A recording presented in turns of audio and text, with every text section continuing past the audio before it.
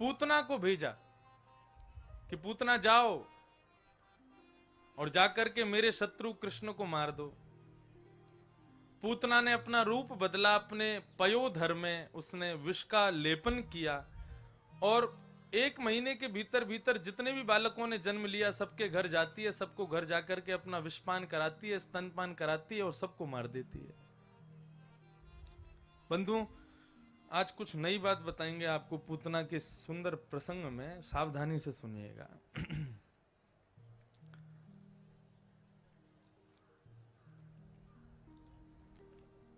वसुदेव जी वार्षिक कर यानी कि टैक्स भरने के लिए गए कंस के पास। तब नंद बाबा को वसुदेव जी ने ये ज्ञात करा दिया, बोले कि आपका ज्यादा देर यहां रहना उचित नहीं, आप वापस जाइए, हमें भय लग रहा है कहीं कंस कुछ गलत ना कर दे, क्योंकि ये राक्षसों को भेज रहा है बालकों को मारने के लिए। आपके घर में भी अभी अभी बालक भयो है और वो बालक भी हमारो ही है, तो आप उसका ख्याल रखें। नंद बाबा वापस लौट आए।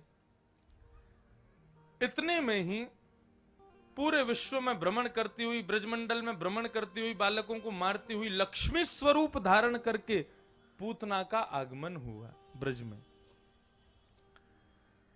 पूतना ने जैसे ही देखा अबीर गुलाल के महाराज बादल पूरे रंग बिरंगे हो रहे हैं, बोले जरूर कृष्ण का जन्म यहीं कहीं हुआ है।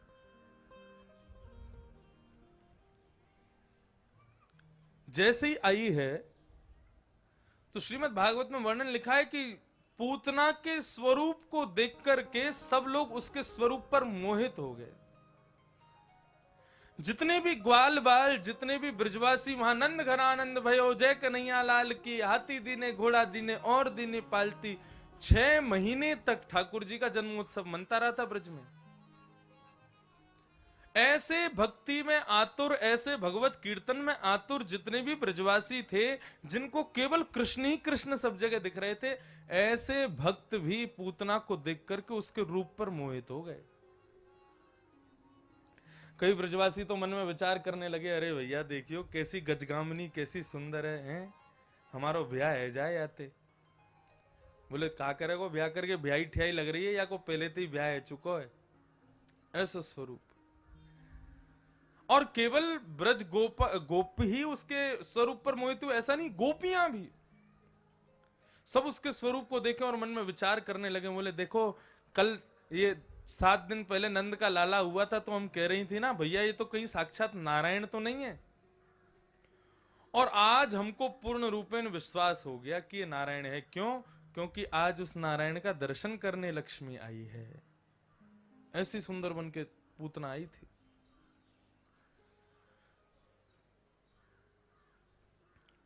गोप गोपांगनाएं मोहित हो गए, चलो ठीक है।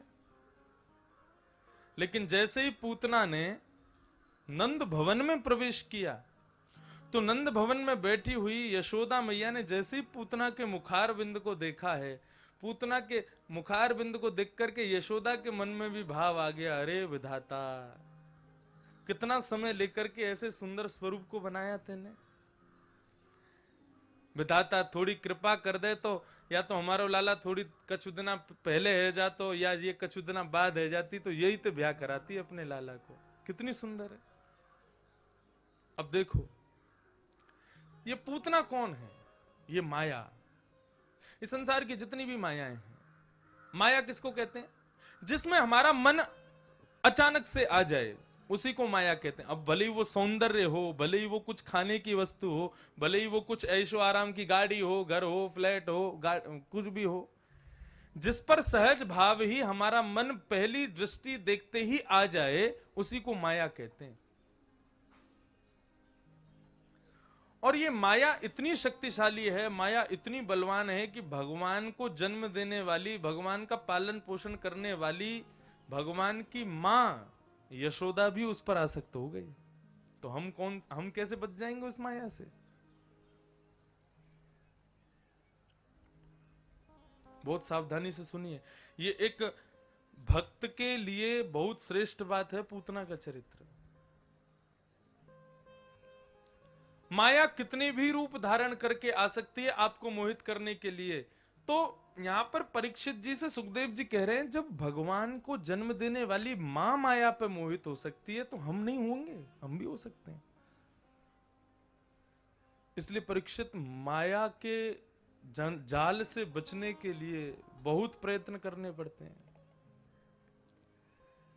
पूतना पर भगवान की मां मोहित हो गई यशोदा जी, और यशोदा जी मोहित हो गई, उसको देख के बोली, अरे बहना कहां से आई हो? बोले मैं मिश्रानी हूं। मिश्रा जी तो दर्शन कर गए, मैंने सोची कि मैं क्यों पीछे रहूं, तो मैं भी लाला को आशीर्वाद देवे आई हूं। आओ आओ, हाँ हाँ तुम्हारो ही तो लाला है, तुम्हारी कोई छोटी छोरी है कि ना है? बोले ना अभी तो ना है। बोले जब है जाए तो हमको जरूर बताइए, क्योंकि वो भी तुम्हारे समान सुंदर होगी तो देखेंगे, लाला को ब्याह करा देंगे। मैया बोली, या की छोरी ते ब्याह करा रहे हो? ठाकुर जी मनी मन सोचने लगे, या की छोरी ते हमारो ब्याह कराओगी? मारे ब्याह ही हमें, ये ऐसी सासू मां हमको ना चाहिए जो आदर सत्कार भी ना करे हमारो। इतने में कुछ गोपियां आ गई, आकर के बोली, यशोदा जी आप बाहर चलो, कुछ लोग मिलने आए। तो मैया कहने लगी, कैसे छोड़ के जाऊं लाला को? पूतना बोली, हमें दे दो, हम लाला को संभाल लेंगे। और पूतना की गोद में देख करके मैया चली गई। अब देखो, पूतना को देखते ही जिस पर सब मोहित हो रहे थे, उस पर ईश्वर मोहित नहीं हुआ। तुरंत अपने नेत्र बंद कर लिए। ठाकुर जी ने अपना हाथ रख लिया अपनी आंखों पर। क्यों हाथ रख लिया? बहुत सुंदर बात। इसके कई भाव बताए गए, लेकिन एक भाव यह बताया कि भगवान की चक्षु जो हैं दोनों, इनमें सूर्य और चंद्र का निवास है। इसीलिए कहते हैं कि भगवत दृष्टि जिस पर पड़ जाए, भगवान देख भर लें, उनके देख भरने मात्र से मुक्ति निश्चित है, वैकुंठ निश्चित है। उनकी दृष्टि पड़ जाए बस हम पर। सूर्य और चंद्र ये विचार करने लगे, बोले देखो भगवान तो इसको कौन सी गति देंगे? इसको वो गति देंगे जो मां यशोदा को कभी मिलेगी आगे चल के, लेकिन हम ऐसा कदापि होने नहीं देंगे। तो मानो सूर्य चंद्र ने विचार कर लिया कि हम ऐसा होने नहीं देंगे, इसकी मुक्ति होने नहीं देंगे। तो सूर्य चंद्र के भाव से दोनों ने ही अपनी आंखों पर हाथ रख लिया। और देखो, इनमें जो सूर्य है ना, ये कौन है? ये ठाकुर जी के ससुर जी हैं भगवान के। क्यों? सूर्य की पुत्री यमुना, और यमुना भगवान की पत्नी है। तो सूर्य भगवान के ससुर जी हैं कि नहीं? तो सूर्य ने मन में विचार किया, बोले हमारे जामाता को मारने आई है ये, हमारे दामाद को मारने आई है ये, बोले हमारी बेटी के सुहाग का हरण करने आई है ये। ऐसी को तो मारेंगे तो सही भगवान, लेकिन उसको देख करके इसका कल्याण नहीं होने देंगे। मैंने एक दिन कथा में कल या परसों ही शायद ये प्रसंग सुनाया होगा कि वो राम सीता जी का दुराग्रह करने वाला वो व्यक्ति, उसको वैकुंठ ने भी प्रवेश नहीं दिया। बंधुओं, भगवान हम पर कृपा कर दें तो ही वैकुंठ मिलेगा। यदि हमसे इतना भी अपराध हो गया तो ये सब देवी देवता खड़े रहते हैं वैकुंठ के बाहर, उस अपराध के कारण वैकुंठ में प्रवेश नहीं करने देते हैं। वैकुंठ ऐसे थोड़ी प्रवेश करा देगा। तो पूतना का उद्धार तो ठाकुर जी करेंगे, लेकिन हम इसको देखने नहीं देंगे। यदि ठाकुर जी ने अपने नेत्रों से देख लिया तो इसको वैकुंठ मिलेगा, हम इसको वैकुंठ जाने नहीं देंगे। इसलिए ठाकुर जी के दोनों नेत्रों ने अपने आप को बंद कर लिया। एक भाव ऐसा बताया जाता है कि नेत्रों की भी प्रजाति होती है। नजर से नजर ने मुलाकात कर ली, रहे दोनों खामोश और बात कर ली। कई जगह देखने को मिलता है, आंखें आंख में ही बात हो जाती हैं। तो नेत्रों की भी प्रजातियां होती हैं। आंखों का कम खुलना, आंखों का ज्यादा खुलना, मटकना और चलना, ये सब बता देता है सामने वाले के मन में क्या चल रहा है। नेत्र नेत्र की भाषा समझते हैं क्योंकि इनकी प्रजाति एक ही है। तब ठाकुर जी के नेत्रों ने मन में विचार किया कि हम ऐसे नेत्रों को नहीं देखेंगे जो नेत्र अपने भीतर कायरता भर के हमारे स्वामी को मारने आए हैं। अपने नेत्र रूपी प्रजाति पर धिक्कार करते हुए बोले, धिक्कार है तुम नेत्रों को देखने पर। तो ठाकुर जी के नेत्रों ने अपने आप को बंद कर लिया, हम देखेंगे ही नहीं तुमको। और तीसरा बड़ा सुंदर और बड़ा अच्छा भाव जो मुझे बहुत अच्छा लगता है, आज देखो कितनी आवाज आ रही है इनकी कौओं की, पता है क्यों? क्योंकि अभी ठाकुर जी कुछ देर बाद में वो खाएंगे ना रोटी, तो ये लेके भाग जाएंगे वहां पे। अपने आप को पॉजिटिव बना के रखो। अब लाला को जन्म भयो, रोटी वोटी खाएंगे तो कौआ ले जाएगा, फिर ठाकुर जी कहेंगे मुझको तो वही रोटी चाहिए जो ये लेके गए हुए, इसलिए कौए घूम रहे हैं ऊपर। तीसरा भाव मुझे बहुत अच्छा लगता है, जो ठाकुर जी ने नेत्रबंद क्यों किए। देखो, पूतना को पूतना किसने बनाया? भगवान ने बनाया। पूतना को राक्षसी किसने बनाया? भगवान ने बनाया। पूतना को जो भी उसके क्रियाएं हैं, जो भी उसका व्यवहार है, जो भी उसका स्वभाव है, सब पूर्व नियुक्त ठाकुर जी ने तैयार किए। भगवान मन में विचार कर रहे हैं कि तुझे राक्षसी मैंने बनाया, तुझे राक्षस कुल में जन्म मैंने दिया, तेरा निर्माण मैंने किया, और आज जब मेरे सामने आई है तो तू उस रूप में नहीं आई जिस रूप में मैंने तुझे बनाया, तू रूप बदल के आई है अपना। सावधान तय श्रृणु, बहुत सावधानी से सुनिएगा। हमको किसने बनाया? भगवान ने बनाया। हमें स्वरूप, हमें कुल, खानदान, प्रजाति, जो कुछ भी सब भगवान ने नियुक्त करके हमको भेजा। तो भगवान क्या कहते हैं? तुम्हारा जो भी स्वरूप है, तुम्हारे जो भी गुण हैं, तुम्हारा जो भी पदवी है, वो संसार के लिए रखो, लेकिन जब मेरे सामने आओ तो जैसा मैंने तुमको सृष्टि में भेजा, सृष्टि में जब हम आए तब हम कैसे थे? मदालसा कहती है, शुद्धोषि मुक्तोषि निरंजनोषि संसार मायाम परिवर्जितोषि संसार मायाम परित्यज्य निद्रा मदालसा वाच्य उवाक वालम। मदालसा क्या कह रही है? बोले एक छोटा सा बालक अत्यंत शुद्ध होता है, दूषित नहीं होता, मुक्त होता है, वो किसी बंधन में नहीं है। उसको माँ गोद में ले ले, पिता गोद में ले ले, कोई बाहर का गोद में ले ले, कोई भी गोद में ले ले, वो कहीं रोएगा नहीं, सबके पास चला जाता है, मुक्त है, किसी में बंधा हुआ नहीं है। निरंजनोसी, निरंजन है वो। उसको कोई माला पहना दे तो उसको खुशी नहीं होगी, और कोई उसको पैदा होती गाली देने लग जाए तो उसको दुख भी नहीं होगा। संसार मायाम परिवर्जितोसी, जन्म लेते ही ऑटो में लेकर के घर जाओगे तो उसको दुख नहीं होगा, और मर्सिडीज में लेके जाओगे तो उसको खुशी भी नहीं होगी। वो संसार की माया से परे है। जन्म लेते ही झोपड़पट्टी में आया है, इसको देख करके भी उसको कोई दुख नहीं होगा, और बहुत बड़े महल में आया है, उसको देख करके भी रोना बंद नहीं करेगा। वो संसार की माया से परे है। एक छोटा सा बालक, उसके अंदर किसी भी, वो सबसे अत्यंत शुद्ध होता है। श्री शंकराचार्य भगवान कहते हैं कि बालक को जन्म लेते ही माता पिता को क्या करना चाहिए? बोले उसके चरणों को सिर से लगाना चाहिए। क्यों? बोले वो भगवान के पास से आया है, और 9 महीना इतनी भयंकर तपस्या अपनी मां के गर्भ में करके आया है, ऐसे बालक के तो चरण छूने चाहिए। जब तक वो तुमको पहचान नहीं जाता, तब तक उस बालक को ही कृष्ण स्वरूप मान के उसका वंदन करते रहो। उस क्रिया से भी बालक में बहुत गुण आएंगे, ऐसा शंकराचार्य भगवान कहीं वर्णन करते हैं।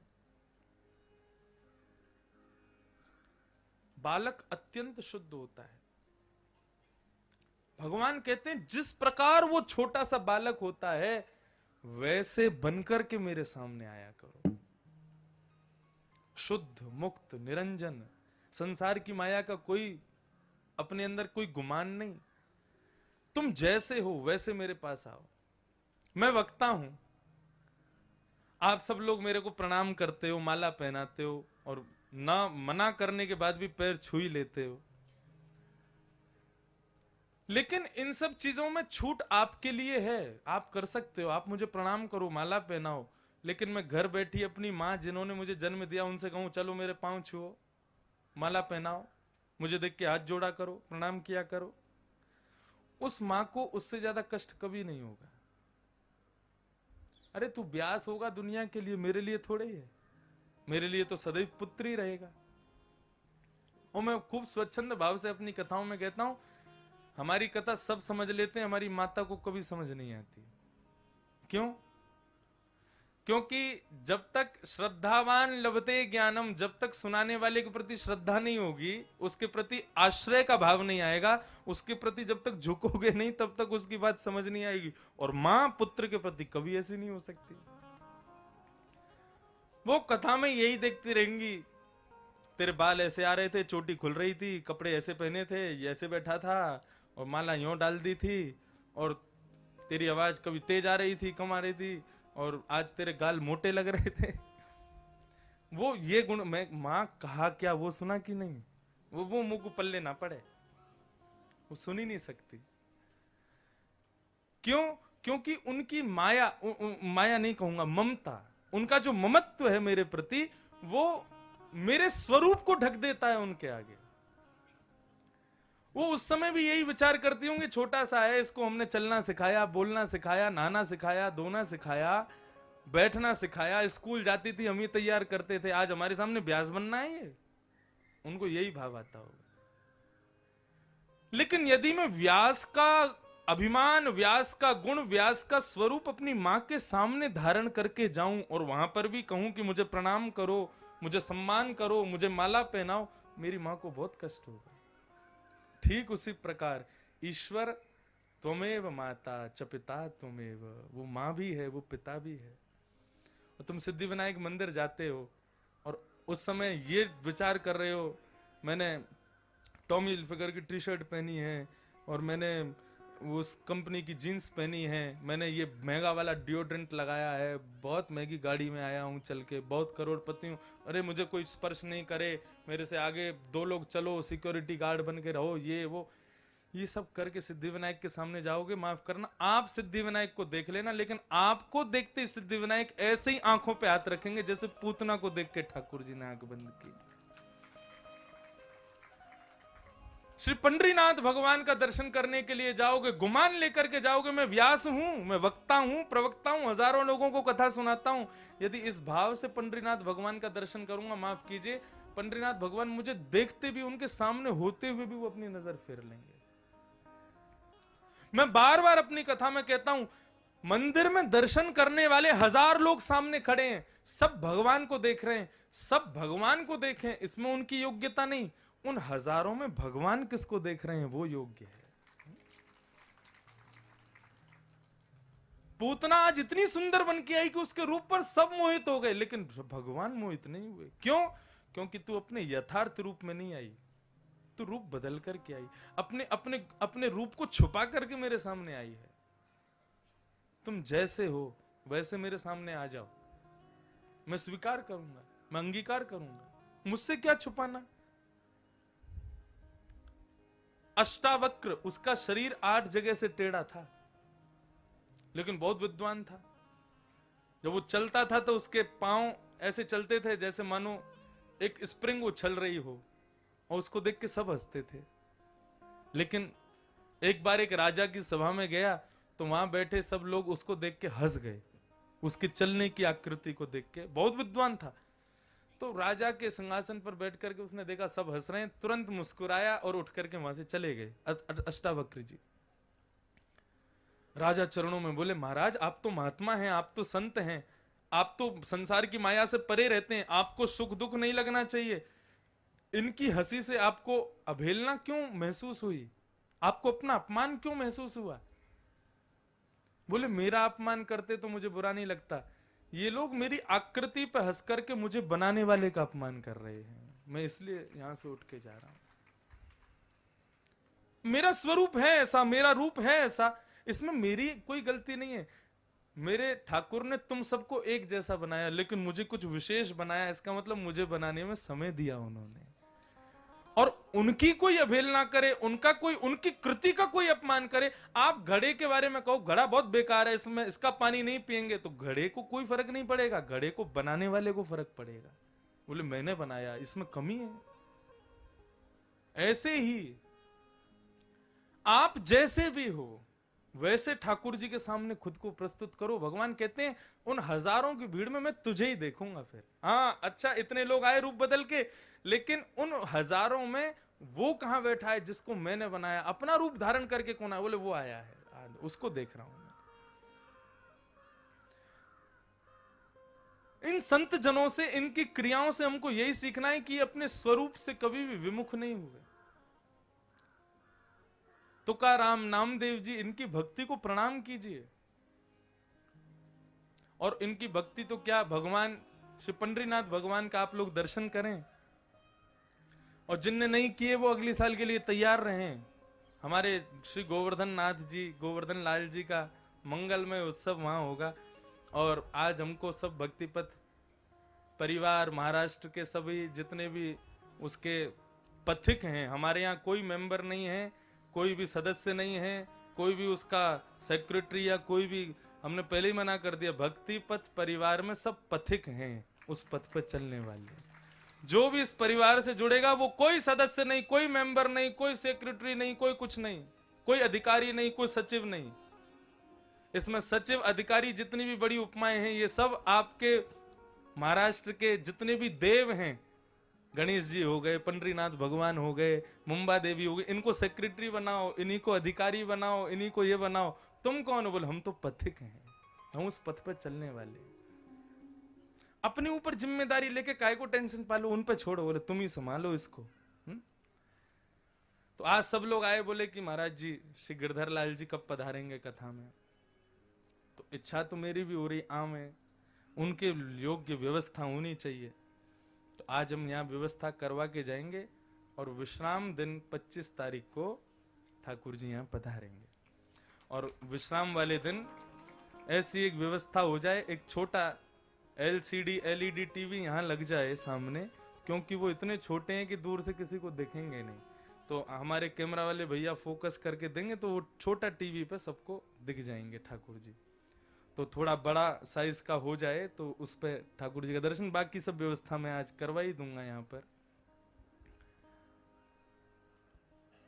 तो विचार, श्री पंडरीनाथ भगवान, आप कभी उनके दर्शन करना, बहुत पास जाके, अच्छा कर सकते हो। एकमात्र पंडरीनाथ पंढरपुर का मंदिर है जहां पर आप जाके उनके चरणों को ऐसे अपने अंक में भर सकते हो, उनका स्पर्श कर सकते हो, और बिल्कुल ऐसे ठाकुर जी सामने रहेंगे, उनका दर्शन कर सकते हो। श्री पंडरीनाथ भगवान का कितने लोगों ने दर्शन किया? हाथ ऊपर करो। मंदिर जाके पंढरपुर, वाह। ठाकुर जी पीला चंदन लगाते हैं अपने यहाँ पर, और जैसे हम ये लाल उर्दपुंड लगाते हैं, ऐसे ही श्री पंडरीनाथ भगवान काला उर्दपुंड लगाते हैं। और वो काला उर्दपुंड क्या है? मंदिर में आए हुए जितने भी भक्त हैं उन सबकी चरण रज ठाकुर जी को लगाई जाती है। बताओ कौन ऐसा भक्त वत्सल होगा? जितने भी लोग दर्शन करने मंदिर में जाते हैं, सुबह सफाई कर्मचारी झाड़ू लगा करके उस रज को इकट्ठा करके पुजारी को देते हैं। पुजारी जी उसमें चंद्रभागा का जल मिला करके तब ठाकुर जी के माथे पर लगाते हैं। बोले जितने भी वैष्णव आए उन सबको कष्ट हुआ, उन सबको तकलीफ हुई मुझ तक आने में, तो उन सबकी चरण रज लेकर के मैं अपने माथे से लगाता हूं, ताकि उन सबके कष्ट मुझे आ। ऐसे पंडरीनाथ भगवान। आप कभी पंढरपुर के मुख्य द्वार को देखेंगे तो वहां पर श्री तुकाराम जी की समाधि, उसके बाद उनके पुत्र की, उनकी आदि आदि ऐसे 3-4 सिद्धियों में समाधि है। क्यों? बोले पंडरीनाथ भगवान के जितने भी लोग दर्शन करने के लिए जाएं तो हमारे ऊपर से होकर के जाएं। आप जिन सिद्धियों पर वहां चढ़ोगे वो साधारण सिद्धि नहीं, वहां नीचे समाधि है उनकी। बोले हम तो अपना शरीर त्याग के चले जाएंगे तो क्या करें? बोले जितने भी दर्शनार्थी आए वो सब हमारे ऊपर से होके जाया करें ठाकुर जी का दर्शन करने। कैसी भक्ति! अपने यथार्थ स्वरूप में रहो, be yourself and forget about other things. सबको भूल जाओ कौन क्या कह रहा है, कैसे कह रहा है, तुम जो हो वैसे रहो। भगवान कहते हैं मुझे वही स्वीकार है। ये भी एक भक्ति पथ का एक सूत्र है। आप माला नहीं जपते, आप तिलक नहीं लगाते, आप चोटी नहीं रखते, आप सत्संग आदि नहीं करते, ठीक है मत करो, लेकिन जब कभी भी मंदिर में जाओ तो अपने यथार्थ रूप में जाओ। ये भूल जाओ कौन मेरी माँ, कौन पिता, मैं कितने बड़े खानदान से, कितना अमीर, कितना गरीब, कौन सी गाड़ी में आया, क्या पहन के आया, इन सबसे शून्य होकर के जाओ। जैसा वो छोटा सा बालक जन्म लेते समय शून्य होता है, उसके अंदर कुछ भी नहीं है, उसे किसी वस्तु की याचना नहीं होती। उसे केवल और केवल अपने माता के स्तन से निकलने वाले दूध की याचना होती है। ठीक उसी प्रकार दर्शनार्थी वो छोटा बालक है और ठाकुर जी उसकी मां है। किस याचना से जावे? बोले केवल आपकी कृपा रूपी दुग्ध मुझको पिला दो, दर्शन रूपी दुग्ध से मेरी तृष्णा को दूर कर दो और मुझे कुछ नहीं चाहिए। भगवान ने रावण को भी देखा, हिरण्यकश्यप को मारने के लिए भगवान नृसिंह रूप बन के आए, हिरण्यकश्यप को भी देखा, बड़े से बड़े राक्षसों को भगवान ने देखा। तो फिर पूतना में क्या कमी थी? क्यों नहीं देखा? बोले क्योंकि रूप बदल के आई है, अपने यथार्थ रूप में नहीं आई है। ये रूप ना दिखा करके भगवान हम सब पथिकों को सचेत कर रहे हैं। बोले सचेत, यदि तुम भी रूप बदल के मेरे सामने आए हो, मैं यहां पर कोई भारी मेकअप की बात नहीं कर रहा हूं, यहां पर आंतरिक स्वरूप की बात हो रही है। अपने अंतर हृदय से शून्य बन करके जाओ। अपनी पदवियों को, अपने स्वरूप को, अपने मान गुमान सबको भले ही 10 मिनट के लिए दर्शन कर रहे हो, उतनी देर के लिए छोड़ दो।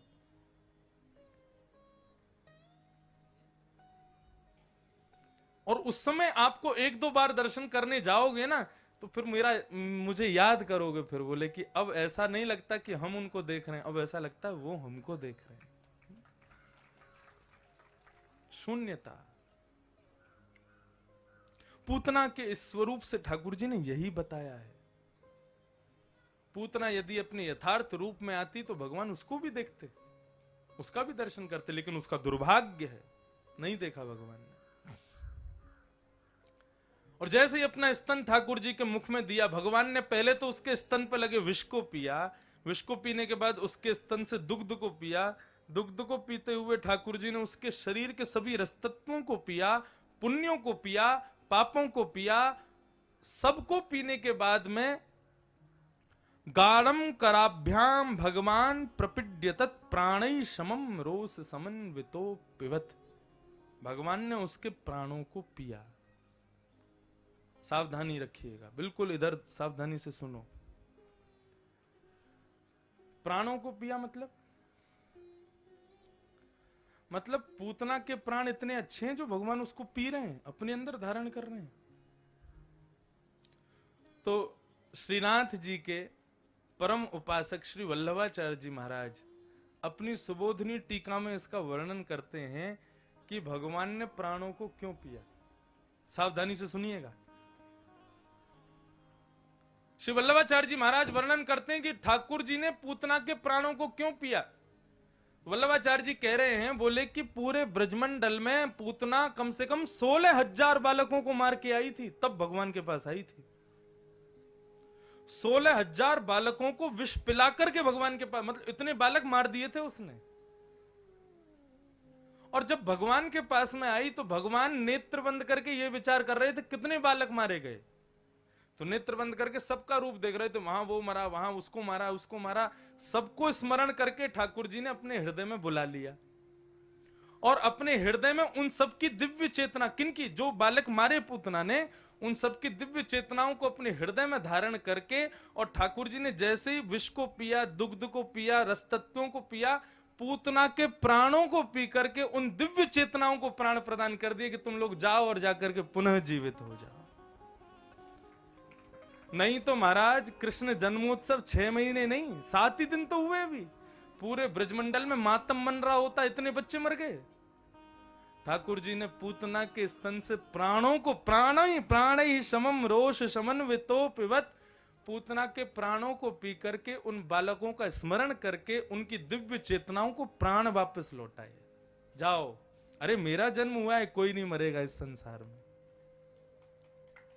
ये श्री वल्लभाचार्य जी महाराज कहते हैं अपनी सुबोधनी में। इतना सुंदर भाव लगा, जब पहली बार पढ़ा तो पढ़ करके रोए खड़े हो गए। वाह, ठाकुर जी का ये भाव कितना सुंदर। श्री वल्लभाचार्य जी महाराज वर्णन कर रहे हैं। प्राणों को पिया, जैसे ही प्राणों को पीना शुरू किया, अब तो पूतना जिस प्राण की वजह से रूप धारण करके आई, जब वही प्राण निकलने लगे तो धीरे धीरे धीरे धीरे राक्षसी के रूप में परिणत होने लगी। बड़े बड़े दांत पूतना के निकलने लगे, रूप बदलने लगा। राक्षसी रूप में जैसे ही परिणत हुई है, जैसे ही राक्षसी बनी तब भगवान ने अपनी दोनों आंखों से हाथ हटाया, तब पूतना को देखा। बोला हाँ, अब बनी ना, जैसी मैंने बनाई थी वैसी बन के आई है। तब उसके प्राणों को पी करके ठाकुर जी ने उसका गोविंदाय नमो नमः। बोलो भक्त वत्सल भगवान की जय।